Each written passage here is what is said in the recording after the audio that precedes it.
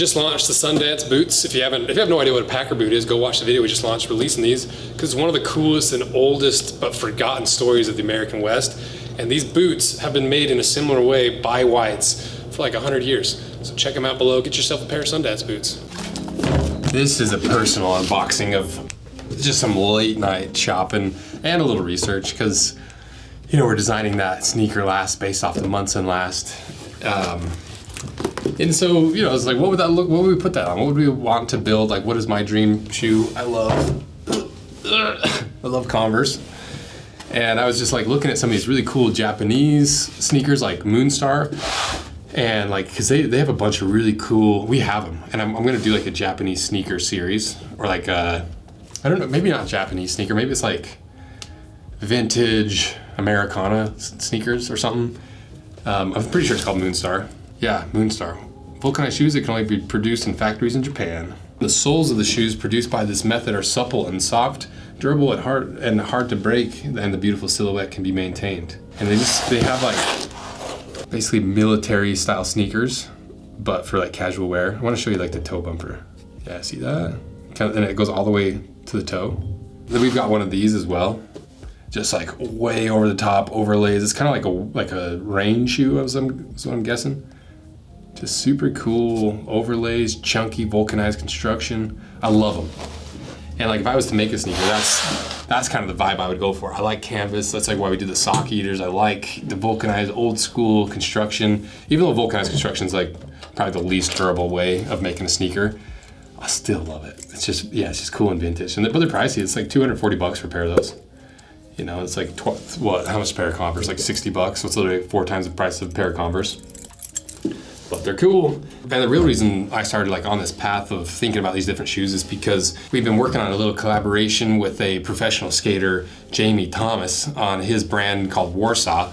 And, you know, we're just playing with some ideas, doing some research, and I looked at the Moonstars, looked at this, looking at how we could kind of combine some of that into like a skate-inspired sneaker, but pull in like the Rose Anvil thing and like the heritage goods, the high quality and heavy duty stuff. That's why when I was doing research for that, I stumbled across these just researching, and I went on eBay, and I was like, there's like a brand new pair, like new old stock, has all the little accessories with it. I was like, I'm buying that right now. They're size 13, and they're gonna fit Taylor or my brother only. But I just had to buy them because we use them for inspiration. We could use them for a cut in half video if you want to see it. That's probably what we'll end up doing. Sorry, Taylor. But they're so sick. They're like $300 though. Like you pay that like rare vintage premium for sure. Christy knife. Let's do it.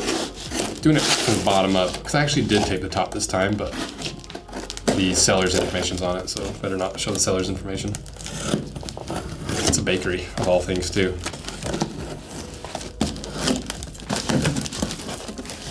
Oh, look at that! That's so cool. That's like a perfect unboxing. Converse. Hodgman. American-made, highest quality standards. Converse Rubber Company, Malden, Massachusetts. Owner name. This is the coolest tag. It's just glued on, unfortunately, so it's coming a little unglued, but that thing is so cool. Because I'm pretty sure these are made for World War II. We'll do a little bit of quick research, but we'll save the heavy research for the cut in half. What? I don't know what this is for. Okay, got some laces. Got another one of these. Is it the wrap? Is this what? I bet this is the wrap, because it's elastic right there. And then these, what are these? I saw this in the listing, and I'm like, well, that looks like it goes under your foot, so, but look how thick and chunky this canvas is.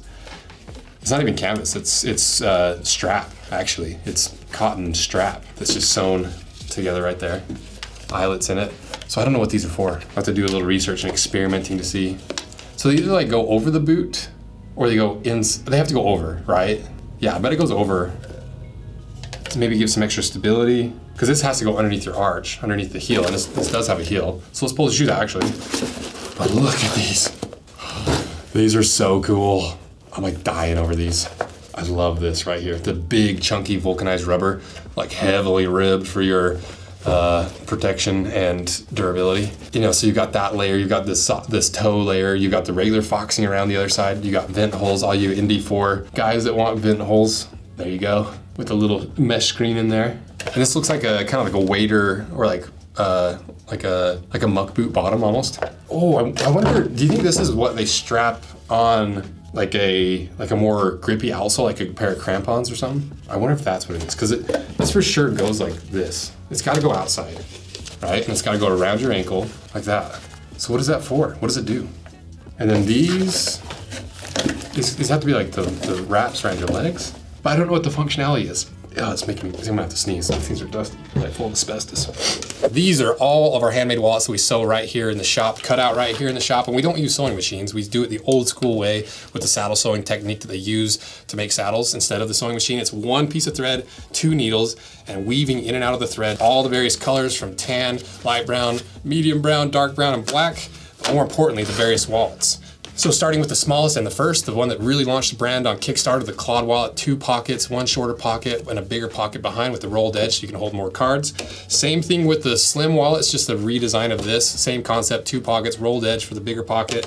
Then the Big Daddy version of the Slim, the SBB, that we actually made this pattern for the shattered backboard cut in half way early in the YouTube days, but it has 2 card pockets in the front and that bigger cash pocket with the rolled edge. Then to the Swayze, the one I use probably most every single day. So it's got 4 card pockets so you can really partition off and separate your cards. And if that's not enough card room and you want a little cash room, you can go to the Togo. 2 big pockets where you can store cash folded once and 4 card pockets. If you're old school and you want the traditional bifold, same concept here, but you've got 6 cash pockets with these little hidden pockets back here and that cash slot there, traditional bifold.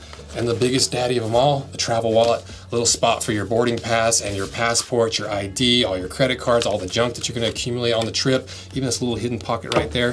So check these all out below. I don't know. I don't understand them at all. But look at the little Converse tag on the back.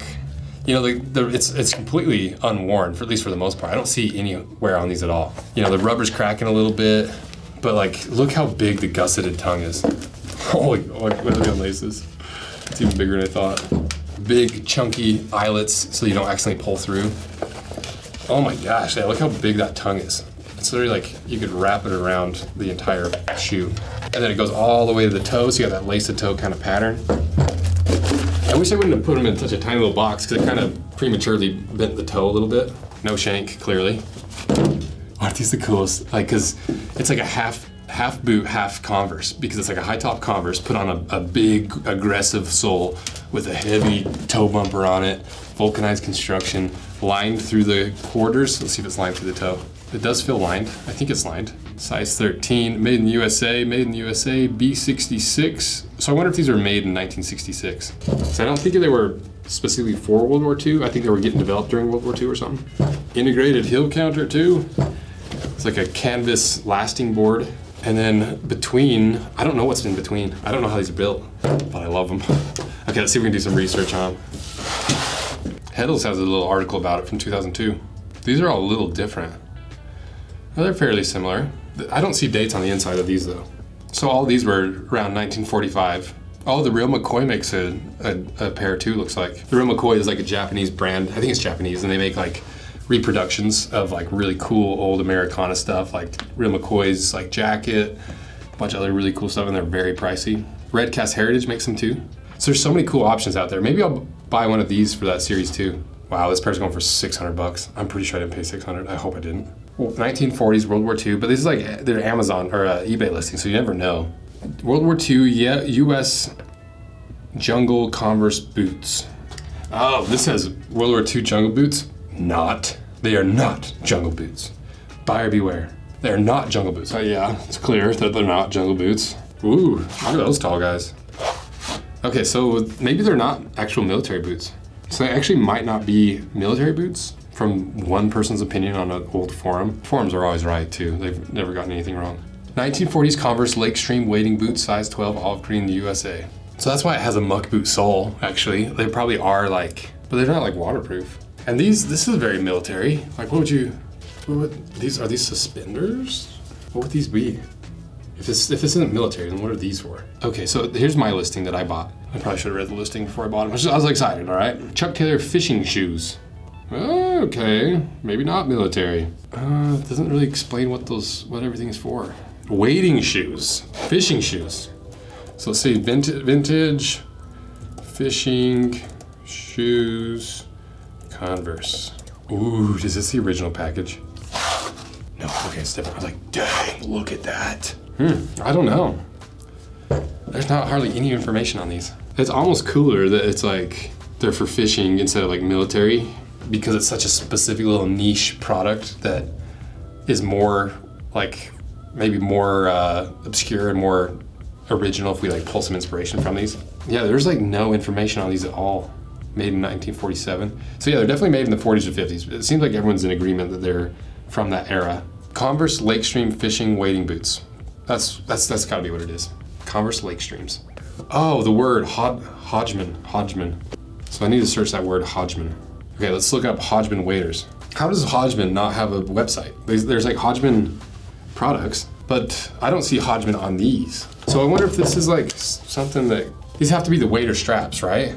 Okay, did we figure it out? I think we figured it. These have to be the shoulder straps of the Hodgman.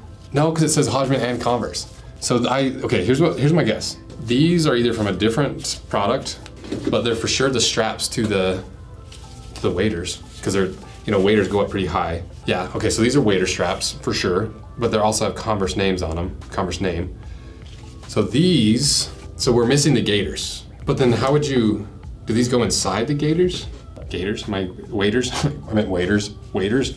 I'm not a fisher. I've come from a hunting family, not a fishing family. Okay, let's think about this.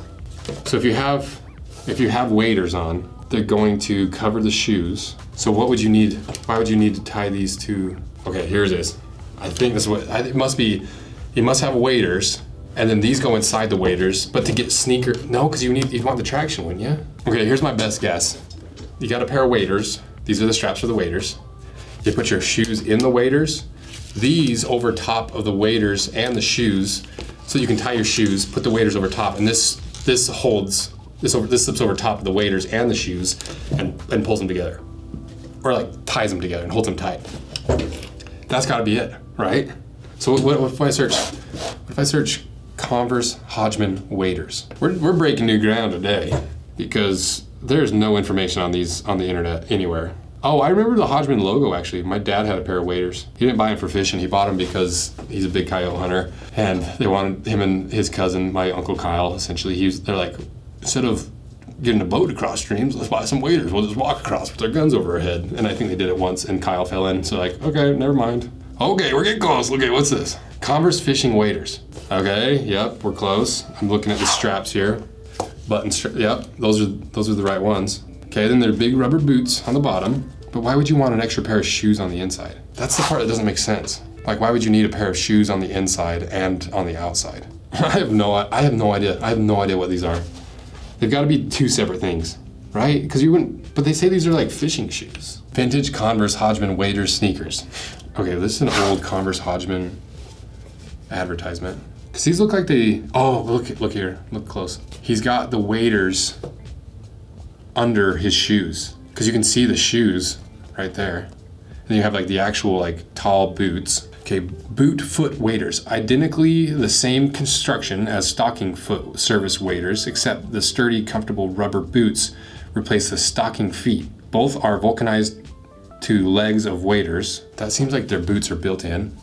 So the Zephyr weight, stocking feet of olive jeans, all seams cemented and stitched. Triple reinforced the crotch and inseam, 6-button fastener, suspenders, drawstring sizes. So that has to be it. I think they're waders that don't have boots attached, and then you put boots over top. And so these have to be the suspender straps of the waders that I don't have. And then they're just like, it's like a rubberized, like stocking. It's like a sock. And then you put those socks in shoes, and you tie up your shoes, so you have like the firmness and the tight gripping of having like actual tight on boots over your waders. And then this, what would this do? Is this to fasten the waders to your foot first, so that when you put them in, they work better? That's my best guess. That's gotta be it, right? I don't know how, if this is all part of, but it's Converse, it says Converse here. So, and these are Tay size, so I'm gonna have Tay be the model for these and try them on and give you a little walk around. I started off thinking these were World War II military boots, and now we found out they're fishing shoes that go over top of waders that are just canvas, basically like waterproof canvas stockings that go all the way up to your nips, and you put your boots on over top. So it's like you're wearing normal boots, and you don't have to worry about water getting in because it has the vent holes here. That makes sense. And then when you dry them out, you just like leave them out to dry, I guess. And then later they kind of innovated and just like put the boots into the gaiters, like put the boots around the gaiters and permanently. Wow, that was fun. So thanks for watching this. Here's some footage of Tay wearing them.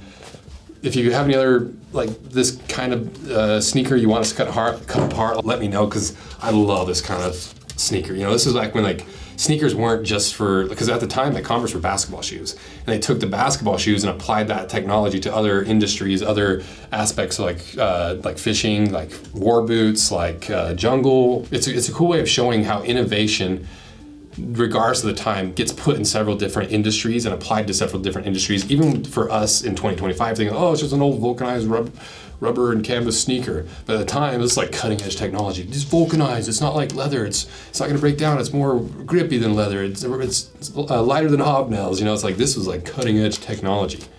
And it's just a cool little time capsule and a little peek into history and innovation, even down to waders. See how they started off as like just giant stockings, and then you put boots over top to waders we have now. They're neoprene, the booties are built in. Cool, that was fun. So if you want to see the full breakdown of this and actually spend more than just 20 minutes doing research on camera, let me know. Support this video, because that's how we decide what stuff to cut in half on the main channel. And thank you guys for supporting this. Eventually I want to make a sneaker like this on our new last that we've been developing with Jones and Vining, because it's so fun. So thank you guys. See ya.